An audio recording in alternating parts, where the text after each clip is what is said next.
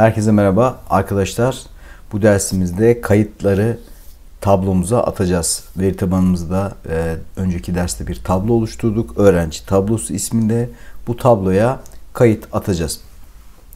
Şimdi bu kayıt atmayı ben size manuel olarak nasıl yapıldığından bahsetmiştim. Sağ tıklayıp edit, bakın buradaki dördüncü seçenek edit butonuna tıkladığınızda, seçeneğine tıkladığınızda buraya bir liste geliyor. Bunun içinden dolduruyorsunuz manuel olarak dedim. Ama bunu gösterdim 2 ders önce. Ancak bunu kod ile yapmamız gerekiyor bizim. Yani SQL script koduyla yapmamız lazım. Neden? Çünkü yarın bir gün çok daha karmaşık kodlar yazmamız gerekecek. Bu yazacağımız karmaşık query'ler, daha doğrusu buradaki koddan kastım query, yani sorgular yazmamız gerekecek.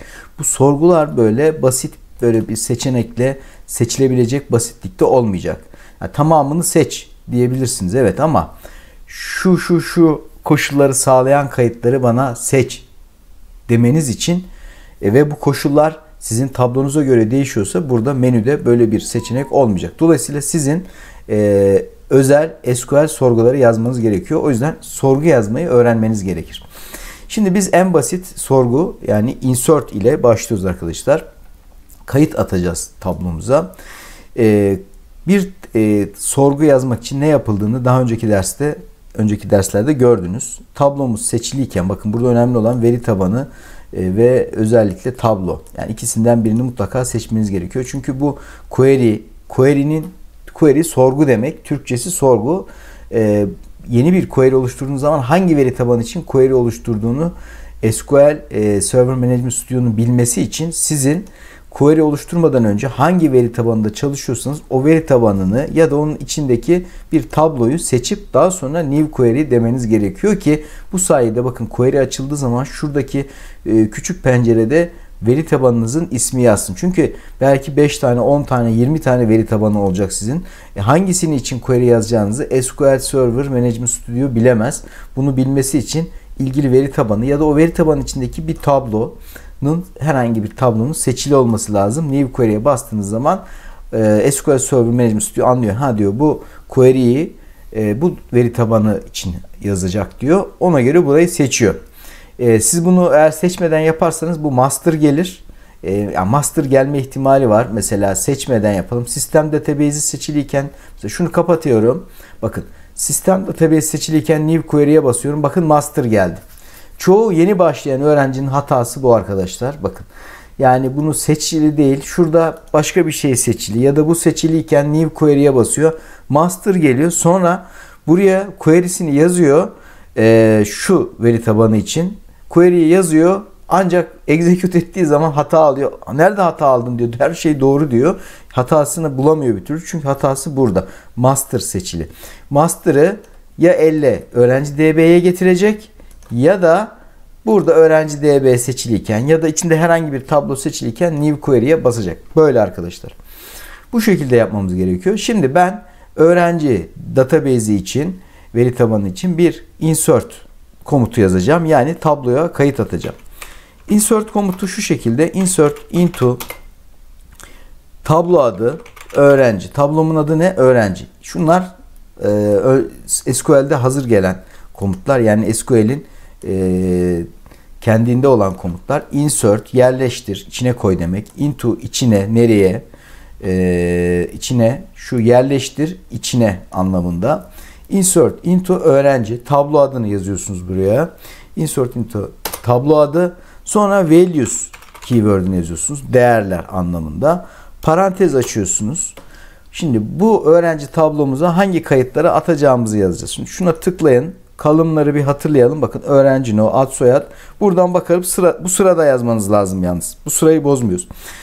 Önce öğrenci no yazmamız gerekiyormuş. Öğrenci numarası mesela 1 öğrenci numarası virgül ad yazacağız arkadaşlar. Buraya ben diyorum ki Kaan diyorum. İlk öğrencim Kaan. Soyadı Kaya diyorum. Kaan Kaya. Doğum yılı 1990 diyorum. Virgül koydum. Bölümü. Bunun Kaan arkadaşımızın bölümünü gireceğiz. Diyelim ki matematik bölümünde okuduğunu düşünelim. Sonra Bu parantezimizi mutlaka kapatmamız gerekiyor arkadaşlar. Mutlaka kapatıp sonuna da bir noktada virgül koyacağız. Neden noktada virgül koyuyoruz? Tıpkı normal işte C# kodu, Java kodu, onlarda da öyle bir statement yazınca sonuna noktada virgül koyuyoruz. Genelde insertler bir tane olmaz. Birden fazla insert olur arkadaşlar. Alt satıra bir tane daha insert koyup toplu öğrenci eklemek için yapabiliriz. O yüzden bunu yapıyorum. Şimdi öncelikle bir öğrenci ekleyelim, göstereyim size. Şimdi bu öğrenciyi Kaan Kaya'ya, öğrenci numarası 1, doğum yılı 1990, matematik dedim. Bunu execute dedim. Bakın one row affected diyor. Yani şuraya error, kırmızı error'u görmezseniz one row affected diye yazarsa successfully inserted anlamına gelir bu. Yani başarılı bir şekilde kayıt atmışsınız anlamına gelir. Kayıt atıp atmadığınızı nereden öğreneceksiniz? Tablomuzun üzerine geliyorsunuz. Sağ tık select diyorsunuz. Bakın kendi otomatik select SQL sorgusunu oluşturdu. Bu sorguları biz yazmayı öğreneceğiz önümüzdeki derslerde, merak etmeyin. Şimdilik böyle kullanın. Bakın kayda atmış. Tek bir öğrenci var. Kaan Kaya 1990. Şimdi tekrar buraya geliyorum. Şimdi böyle bir kayıt daha atabilirsiniz. 2 Kaan'ın kardeşi olsun. Ali Kaya. O da 92 doğumlu olsun. O da kimya bölümünde okuyor olsun. Ali Kaya'yı da ekleyelim. Bakın execute dedim. Tamam. Affected, one row affected dedi. Geliyoruz buraya. Bu sorguyu böyle yeni, bu bir SQL select sorgusu. Ya böyle çalıştırıp ya da tekrar gelip sağ tıklayıp buradan select diyebilirsiniz ama gerek yok. Bu zaten açık bu pencere. Buradan çalıştır diyorum, execute. Bakın bu tablodaki tüm kayıtları gösteriyor bu. 1, 2. 2 tane kayıt var. Bakın Ali'yi de ekledi. Kaan, Ali diye gidiyor. Şimdi size bir şey göstereceğim arkadaşlar. Birden fazla kayıt ekleyeceğim. Tek bir sorgu query metininde. Mesela 3 numaralı öğrenci Zeynep Çalışkan 1995. O da kimyada olsun. Mesela Ctrl C dedim. Alt satıra kopyaladım. 2 öğrenci birden ekleyeceğim. Hatta 3 öğrenci. Zeynep, devam edelim arkadaşlar. Bir arkadaşımızın daha ismi Alper Öz 99 bilgisayar mühendisliği diyelim. Alper bilgisayar mühendisliğinde okuyor diyelim. Bakın 2 kayıt etti. Bir tane daha ekliyorum. Bakın 3 kayıt. Aralarda noktalı virgül unutuyoruz. 5.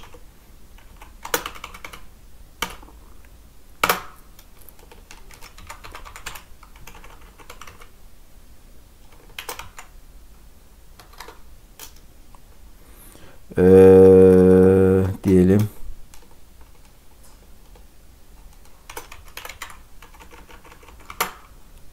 ...99 diyelim. Birkaç tane aynı şey olsun. Bu da bilgisayar mühendisliği olsun. Şimdi bakın 3 tane kaydım var. 3 kaydı birden ekliyorum arkadaşlar. Yalnız herhangi bir yer böyle seçili olmasın. Ya tamamını seçin ya da hiçbir yeri seçmeyin. 3 kaydın da eklenmesi için. Execute diyorum. Bakın one row affected, one row affected, one row affected. 3 tane birer satır ekledi anlamında bu. Buraya gelip tekrar çalıştığım zaman bakın 5 tane kayıt eklenmiş durumda. Benim eklediğim kayıtların hepsini tek tek ekledi. Insert komutuyla bu şekilde kayıtlarınızı ekleyebilirsiniz arkadaşlar. Yani tek tek bütün kayıtlarınızı tablolara böyle ekleyebiliyorsunuz. Insert ile, komut ile ekliyorsunuz. Insert, şimdi burada özel bir durum var. Dikkat edeceğiz. Şimdi sağ tıklayın DBO öğrenci, şuradaki tablomuz var ya. Sağ tıklayın, Design gelin. Design penceresinde bakın bölüm sütununu, kalınlığını biz allow null demişiz. Yani bölüm alanı boş olabilir. Bu ne demek? Ben bölümü null girebilirim demek. Şimdi şöyle tıklıyorum. Bir kişi daha ekleyeceğim. 6, hatta 2 kişi ekleyelim. 7. Bakın.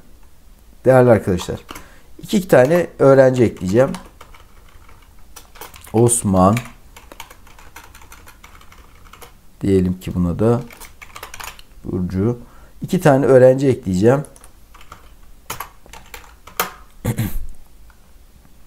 Şimdi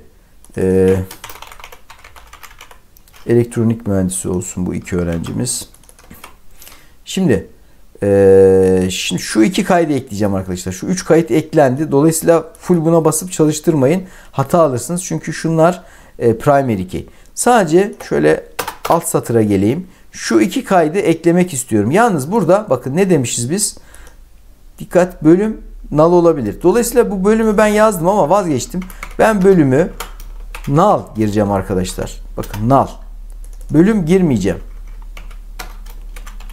Bölüm girmeyeceğim. Şu 2 öğrencim için. Bakalım kayıt atacak mı? Null'a izin veriyorum. Bakın hatırlatıyorum size.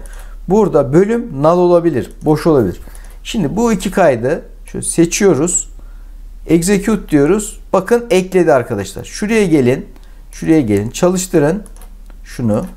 Bakın bu alanlar null olarak gösterdi. Bu alanları null olarak gösterdi. Yalnız şöyle bir şey var. Dikkat edin. Bir tane daha şöyle kopyaladım. Mesela diyelim 8 numaralı bir öğrenci. Mesela Cihan'ı eklemek istiyorum. Cihan 98. Null demedim. Bakın null demedim. Boş bıraktım sadece. Execute diyorum. Bakın hata verir. Şimdi bu hata vermesinin nedeni şu. Bu formatta eklerken öğrenciyi işte insert into öğrenci values parantez aç bıdı bıdı bıdı bıdı yazıyorsunuz, virgül virgül virgül. Bunları yazarken bütün sütunları null olsa bile boş, yani bir kayıt atmayacaksanız bile null diye spesifik olarak belirtmeniz lazım. Yani benim bu hatam nedeni buraya null yazmamam. Yani boş olsa bile null yazmanız gerekiyor. Aksi takdirde kayıt atmaz arkadaşlar. Aksi takdirde kayıt atmaz. Mutlaka burayı null olarak bırakacaksın. Mesela şu Özkan soyadını, Burcu'yu mesela şunu bir kayıt daha alalım şöyle. Şöyle gelelim. Tamam, Burcu değil de Cihan yapalım buraya. Cihan arkadaşımızı ekleyeceğiz. Cihan Öz. Cihan'ı ekleyeceğim. 98 doğumlu diyelim. Ama soyadı Öz değil de soyadını null bırakıyorum. Bakın. Null bıraktım soyadını Cihan'ın. Ama buraya baktığım zaman, design'a baktığınız zaman sağ tıklayıp design'dan gelip tablonuzun design şeyine bakın. Nasıl dizayn etmişsiniz onu bir hatırlayın. Buna baktığınız zaman soyad kısmını null'a izin vermiyorum. Bakın tikli değil bu. Null'a izin vermediğim için Cihan'ın soyadını ben null girip kayıt atmaya çalışırsam, ki yapacağım şimdi, hata verecek. Bakın seçtim. Cihan'ın soyadını null ve bölümünü null. Bölümünü null girebilirim. Bu şekilde null yazabilirsin. Sıkıntı yok. Ama soyadını null yazamazsınız. Bak bunu seçiyorum. Hata alacağım yine. Bakın yine hata verdi. Ve kayıda atmadı. Buraya gelip çalıştıralım şunu. Bakın atmadı. Cihan'ı yazmadı. Yazmamasının nedeni soyadını null giremezsiniz. Boş giremezsiniz. Yani mutlaka gireceksiniz. Boş girmek için Cihan'ın soyadını, soyad kısmını tikleyeceksiniz. Bunu tikleyip save etmeniz gerekiyor. Arkadaşlar o şekilde yapılabiliyor. Ancak çok fazla veri tabanına kayıt attıktan sonra böyle değişiklikler yapmanız tavsiye edilmez. Tasarımınızı baştan yapmanız tavsiye ediliyor. Veri tabanı tasarımı baştan yapılır. Böyle arada ben şuna bir sütun ekleyeyim, ben bunun özelliğini değiştireyim pek tavsiye edilmiyor arkadaşlar. Çünkü bazı durumlarda hata oluşuyor. Yani çözemeyeceğiniz hatalar alırsınız. Mesela 5000 tane kayıt attınız. Hop bir sütun ekliyorum. Yok şu sütunu bilmem ne yapıyorum. Primer yapıyorum. Öyle yapmanız tavsiye edilmiyor. Baştan yapmanız tavsiye edilir. Veri tabanında tablonuzu baştan tasarlayın. Ona uyarak gidin arkadaşlar. Bu şekilde yapmanız doğrusu bu. Şimdi çünkü ileride bazı şeylerde, bazı yerlerde çözemeyeceğiniz hatalar alabilirsiniz. Öyle yaparsanız. Baştan yaparsanız hata almazsınız. Nasıl tasarladıysanız öyle kurala uygun giderseniz hiçbir sıkıntı olmaz. Şimdi dolayısıyla ben bu Cihan'ın soyad vermediğim için hata aldım. Şimdi bir de şöyle bir durum var. Cihan'ın soyadı olsun diyelim. Öz. Cihan'ın soyadı Öz olsun. Şimdi ben Cihan'ı böyle evet girişini yapabilirim. Ancak ben şöyle istiyorum. Ya ben bu null'sa buraya bir de null diye yazmayayım. Ya bu şekilde de kayıt atayım istiyorum.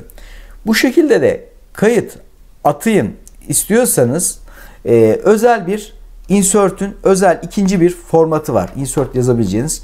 Belki sınavlarda ya da bazı durumlarda karşınıza çıkabilir. Şimdi size ondan bahsedeceğim. Burada arkadaşlar kayıt atacağınız yerleri, bakın kayıt atacağınız değerlere parantez açıp yazmanız gerekiyor. Şimdi Ne atıyorsunuz önce? İlk kayıt atacağımız şunu genişletelim, yine bakacağız. Öğrenci no. Öğrenci no alanını atacağız. Sonra neye atacağız? Ad. Sonra soyad. Sonra doğum yılı. Değil mi? Bu kadar. Doğum yılı. Bu alanları atacağım. Bakın. Burada ben bölüm alanına, bölüm sütununa değer atmayacağım. Bu şekilde yaparsanız eğer burada virgül null yazmanıza gerek yok. Bakın. Insert, into, tablo adı, öğrenci, boşluk, parantez aç. Hangi sütunlara değer atacaksan onların adını yaz. Parantezi kapat. Values kısmı aynı zaten. Değerler demek. Parantez aç, değerleri yaz. Şimdi ben bu satırı, bakın sadece bunu böyle boş çalıştırırsanız full atmaya çalışın. Hata alırsınız. Yapmayın. Sadece bunu seçip bakın execute diyorum. Ekledi. Kayıt attı arkadaşlar. Bakalım ne atmış? Bakın Cihan Öz 1998 doğumlu, bölümü null. Ki bölümü hiç girmedim. Null da yazmadım 50 ama ben buraya bu alana kayıt atmayacağımı spesifik olarak belirttiğim için buraya null diye yazmıyorum arkadaşlar. Null yazmıyorum. Bakın. Şimdi burada da şöyle bir durum var. Ben eğer şimdi ikinci kullanımı böyle. Insert'ün iki kullanımı var. Bir böyle şurada anlattıklarım gibi, bir de böyle arkadaşlar. Burada yalnız dikkat etmemiz gereken şey soyad alanı mesela not null değil mi? Soyad null değil. Yani soyadı mutlaka girmemiz gerekiyor. Boş olamaz. Ben soyadı tutup buradan silersem ad, soyad, doğum yılı, bakın soyadı Özlü, Cihan'ın soyadı. Siliyorum. Cihan demeyelim de buna 9 diyelim. Özcan diyelim. Tamam. Bu Özcan'ı atacağız kayıt olarak. Şimdi bakın öğrenci no, ad, doğum yılı. Şimdi girecek bu. Bu kayıt atılır mı atılmaz mı arkadaşlar? Bakın soyad yok. Null diye belirtmedim ama burada da yani normalde benim soyadı girmem lazım. Null olamaz. Bu kaydı atmaması lazım. Seçiyorum, çalıştırıyorum. Bakın hata verdi. Cannot, bakın mutlaka hata aldım hocam şeklinde hemen şeyi yazmayın. Mesela yorum yazmayın. Ne yapın? Önce bir okuyun. Çözemezseniz yazın. Önce okuyun. Cannot insert the value null into column soyad. Table öğrenci no bilmem ne. Öğrenci column does not allow nulls. Insert fails. Diyor ki yani bu öğrenci tablosundaki soyad sütunu null kabul etmiyor. Does not allow nulls demek. Null değerlerini kabul etmiyor demek. İzin vermiyor demek. Allow izin vermek, kabul etmek. İzin vermiyor. Yani sen buraya boş bırakamazsın bu alanı diyor. Dolayısıyla senin buraya soyad diye yazacaksın, virgül koyacaksın, Özcan'a bir soyad bulacaksın. Mesela diyelim ki Beyaz, soyadı Beyaz olsun. Tamam mı? Özcan Beyaz. Bu şekilde yaparsan kaydı atar. Çalıştırırsam atar. Ancak çalıştırmayacağım. Başka bir şey göstereceğim size. Şimdi bu kaydım, yani şu formatın, insert şu formatın bir avantajı bize bu klasik sıralamanın dışına çıkma şansı veriyor. Yani nasıl? Yani öğrenci no'sunu başta, adı soyadı bu sıralamayla gidiyorduk ya, bu sıralamanın dışına gidebilirsin. Ben şuraya doğum yılını yazabilirim. Buradan alıp soyadı adtan önce yazabilirim. Bakın. Şunları silip karma karışık bir sıralamada verebilirim. Ancak dikkat etmem gereken şu, values kısmına da bu sıralamada yazmam lazım. Mesela values öğrenci no 9 var. 9 atmadık pardon. 9 Özcan atacağız ya. 9 önce doğum yılı 98'i alıyorum. Sildim. Buraya yapıştırdım. Virgül. Sonra soyadı. Soyadı Beyaz. Sonra adı arkadaşlar. Sonradaki noktalı virgülü unutmayın. Bakın öğrenci no 9. Doğum yılı 1998. Soyad Beyaz. Ad Özcan. Bakın bu şekilde şu ikinci insert formatı, şu parantez açılan format, bunu kullanırsanız sizler arkadaşlar şu sıralamaya, veri tabanındaki tablodaki sütun sıralamasına uymak zorunluluğunuz kalkar. Yalnız neye uymanız devam ediyor? Null olup olmama kurallarına her zaman uymanız lazım. Yani null olamayacak bir şeyi ben null yapayım olmaz. Onu mutlaka null olamazsa null bırakmayacaksınız. Mesela bakın şunu attığım zaman ben Özcan Beyaz diye atacak. 1990 şu sıralamayı kendi, bakın şuradaki sıralama, buradaki şu sıralama şuradakiyle aynı olacak ama tablonun kendi sıralamasından farklı. Neden? Çünkü parantez içinde ben kendi sıralamamı belirttim. Seçiyorum. Çalıştırıyorum. Bakın kaydı attı. Geliyorum buraya. Execute ediyorum. Bakın Özcan Beyaz 1998 null şeklinde kayıtlarımızı attık arkadaşlar. Evet. Bu şekilde kaydımızı attık. Size bir de şeyden bahsetmek istiyorum. Bu ders bitiminde önce.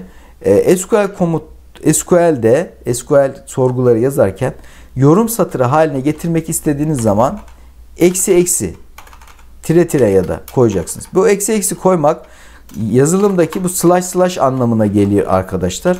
Eksi eksi koyduğunuz zaman herhangi bir satır yorum satırı haline gelir. Mesela hepsine ben eksi eksi koydum.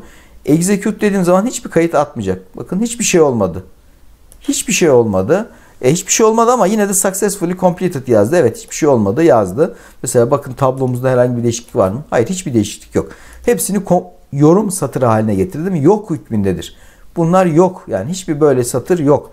Şunun gibi. Tıpkı bunu siz çalıştırmış gibi. Bak, bunu çalıştırıyorsunuz gibi sanki olur. Evet arkadaşlar. Bu şekilde insert komutun detaylarını da öğrendik. Bir sonraki ders devam edeceğiz. Görüşmek üzere.